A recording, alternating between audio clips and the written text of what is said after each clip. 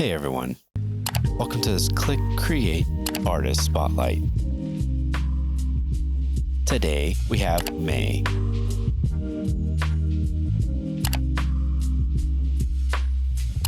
What words describe your artistic style? I have described it before as surreal romanticism. I think there's definitely always been an element of exploring the sublime, and definitely a lot of it looks quite surreal. I think the soft, serene, sort of muted visual language that I've developed kind of lends towards an ethereal, dreamlike quality. What inspires you to create? Just life and everything about it.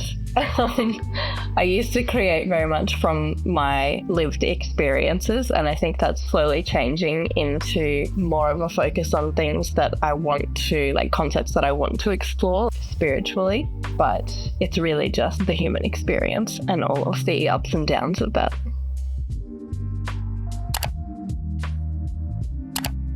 What are your goals as a digital artist?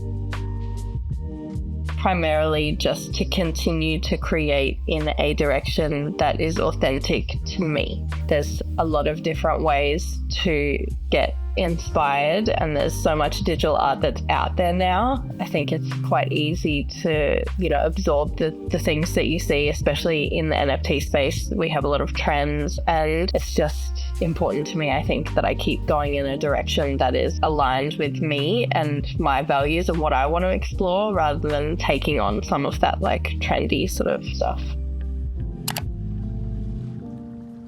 What advice can you offer to aspiring digital artists? When it comes to anything digital, and this applies to photography and 3D and digital illustration, all of that stuff, it's really easy to get carried away with equipment and the new fancy gear. And it's really easy to fall into the trap of thinking that if you spend thousands of dollars on the next best thing, then your work is immediately going to improve. And it's just not the case. So just push yourself with the tools that you have.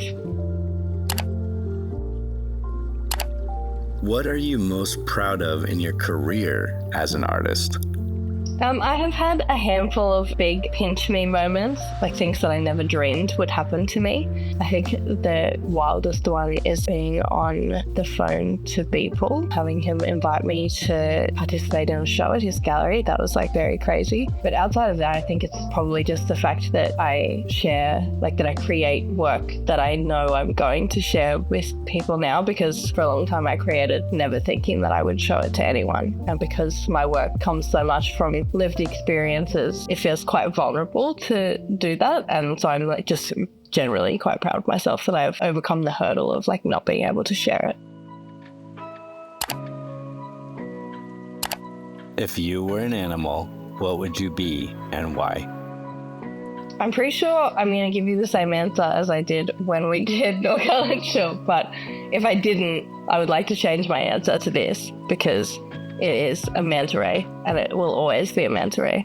Whenever I meditate, I just have this mental image of a manta ray floating. I just think that they're an insanely peaceful creature to watch move around.